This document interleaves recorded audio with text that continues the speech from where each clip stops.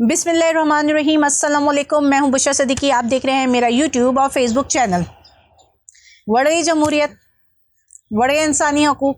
वो जो कहते हैं ना कि फ्री एंड फेयर ट्रायल का हक हर शहरी को हासिल है, अब ऐसा कुछ भी नहीं है, क्योंकि फ़ौजी अदालतों में सिविलियन ट्रायल रोकने का जो हुक्म सुप्रीम कोर्ट ने दिया था, उसको सुप्रीम कोर्ट ने ही मुअत्तल कर दिया, कल अदम कर दिया। कह दिया कि नहीं जी, ऐसा कुछ भी नहीं है, शिकें बरकरार हैं, आप जो भी सिविलियंस हैं उनका मिलिट्री कोर्ट में ट्रायल होगा। अब लतीफ़ खोसा साहब और इत्तेज़ाज़ एहसन साहब ने ये पॉइंट उठाया जब ये समाअत शुरू होने लगी कि जी आप जो जस्टिस मसूद हैं वो अपना माइंड डिस्क्लोज़ कर चुके हैं, तो इनको इस बेंच का हिस्सा नहीं होना चाहिए था। अब वो अपना माइंड कैसे डिस्क्लोज़ कर सकते थे? कल जब समाअत हो रही थी पीटीआई के 103 कारकुन जो गिरफ़्तार थे उसके मुतालिक, तो तारिक मसूद ने कहा कि अगर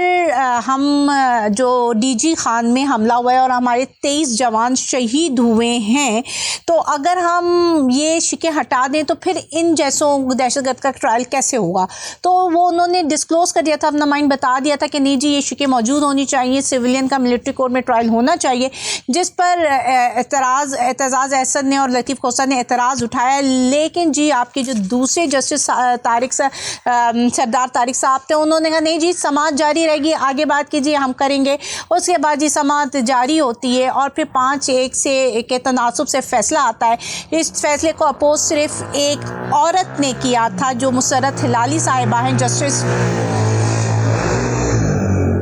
जस्टिस मुसर्रत हिलाली साहिबा ने इसको अपोज किया था और 5-1 से ये फ़ैसला जो है आ गया है सामने। अच्छा, अब अगर आप देखें ना कि अवाम को ये बेवकूफ़ बनाने, हर चीज़ कितनी प्री डिसाइडेड और प्री प्लान थी और हर जज को अपना किरदार पता था, उसने क्या करना है, इसलिए उसने आइन कानून कुछ भी नहीं देखा। अगर आप प्रीवियसली देखें, अगर किसी भी जज का माइंड डिस्क्लोज होता था वो खुद ब खुद हट जाता था, लेकिन यहाँ पीछे हटने की गुंजाइश मौजूद नहीं थी, क्योंकि कहा गया था खबरदार जो हटे, फ़ैसला तो देना है तुमने, ठीक है। अब आप जस्टिस फ़ाइज़ मुनीर साहब ने जो लेटर, सॉरी फ़ाइज़ मुनीर नहीं है, फ़ाइज़ ईसा कासी हैं यार,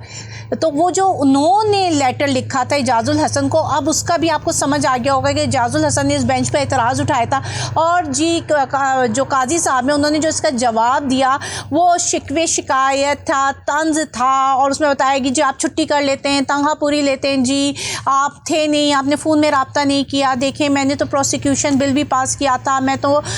इसीलिए अपनी जो अपनी अथॉरिटीज़ हैं वो सरेंडर की थी, और ऐसी वो कहानियाँ देते रहे। जबकि ये बेंच जो सिविलियन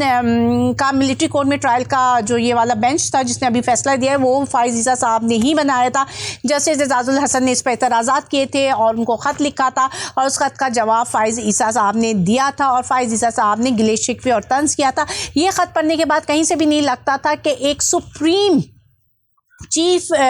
सुप्रीम कोर्ट का जो चीफ जस्टिस है या चीफ जस्टिस ऑफ पाकिस्तान ने एक सुप्रीम कोर्ट के जस्टिस को खत लिखा है। ऐसा लगता था जैसे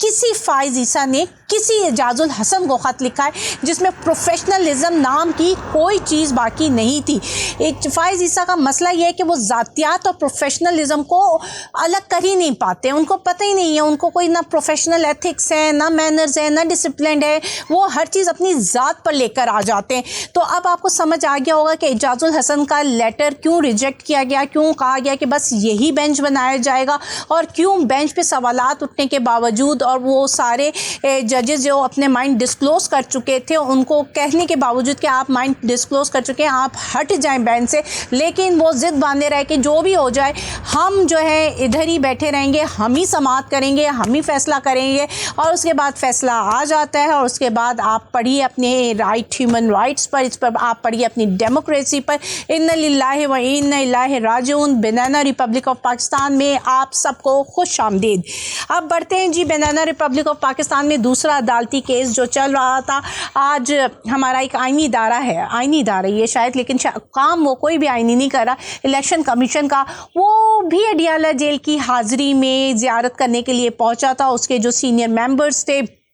वो गए क्योंकि वो जो तौहीन इलेक्शन कमीशन का केस चल रहा है इमरान खान पर और फवाद चौधरी पर, वो अडियाला जेल पर ही सुनना चाह रहा है। तो हमारा वो आईनी इदारा भी पहुंचा, साथ साथ जी जज अब्दुल हसनात ने भी पहुंचना था, आज तो बहुत ज़रूरी पहुंचना था क्योंकि साइफर केस में जो है फर्द जुर्म आयद होनी थी। तो ये जो सीक्रेट एक्ट के तहत साइफर केस था उस पर इमरान खान और शाह महमूद कुरैशी पर आज फर्द जुर्म आयद कर दी गई है। और ये फ़ैसला जो है पढ़कर सुनाया था जज अब्दुल हसनात ने, और अब्दुल हसनात जब फ़ैसला पढ़ के सुना रहे थे तो बड़ा मज़े की बात है, जिस तरह आपको पता है इमरान खान का अपना एक स्टाइल है, जिस तरह वो बात कहते हैं। तो जब जज अब्दुल हसनात ने कहा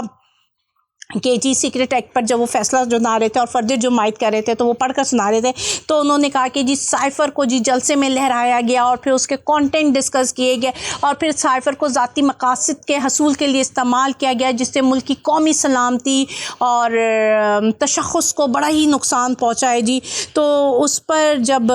इमरान खान ने कहा कि जज साहब एक फ़िक्र और शामिल कीजिए कि बड़ा ही जुल्म हो गया जो जनरल बाजवा और डोनाल्ड को एक्सपोज किया जा रहा है। तो ये इमरान खान ने कहा और उसके बाद उन्होंने कहा कि ये बाजवा को और डोनाल्ड लू को बचाने के लिए सारा खेल रचाया जा रहा है। और इमरान खान ने ये भी कहा था कि सज़ाए मौत से मुझे डर नहीं लगता है और साइफ़र हुकूमत को गिराने के लिए लिखा गया था। साइफ़र के अंदर जो साजिश है वो छुपाई जा रही है, मीडिया को बोलने की इजाज़त नहीं दी जा रही, तो फिर ट्रायल कैसे हो सकता है। ये वो सारी बातें थी, वो ऑब्जर्वेशन थी जो इमरान खान ने हाईलाइट की, क्योंकि उन्होंने फ़र्द जो सेहत जुर्म है उससे इनकार किया था और उन्होंने ये बात कही है कि कानून के तहत दस्तावेज़ात और वीडियो देखने के लिए उन्होंने 7 दिन का वक्त भी मांगा है, लेकिन फ़र्द जुर्म आयद हो चुकी है इमरान खान और शाह महमूद कुरैशी पर। दूसरी तरफ जी मिलिट्री कोर्ट में सिविलियन का ट्रायल होगा, तो अब जो ऑफिशियल सीक्रेट एक्ट है हो सकता है इमरान खान का ट्रायल मिलिट्री एक्ट में किया जाए। और अब आपको इस बात से ये समझ आ गई होगी ताना बाना कि ये सारा ताना बाना, ये जो सारी कोशिशें की जा रही हैं ना, ये सिर्फ इसी वजह से की जा रही है किसी तरह इमरान खान को मिलिट्री कोर्ट में इमरान खान का ट्रायल लिया जाए और फिर उसके मुताबिक उसकी सज़ा दी जाए। और जिस तरह कल भी आपने देखा कि इमरान खान को शीशे लगा कर पेश किया गया, तो वो इजिप्ट के मिस्री के मुर्सी की याद दिलाता है। तो अब तो ये अवाम पर है कि वो क्या करती है, वो आवाज़ उठाती है, चुप रहती है, वो बनाना रिपब्लिक ऑफ पाकिस्तान में सुकून से ज़िंदगी बसर करती है, या इस्लामिक रिपब्लिक ऑफ पाकिस्तान के लिए आवाज़ उठाती है। मुझे इजाज़त दीजिएगा, लेकिन मेरे इस चैनल को लाइक शेयर और सब्सक्राइब करना मत भूलिएगा। अल्लाह हाफ़िज़।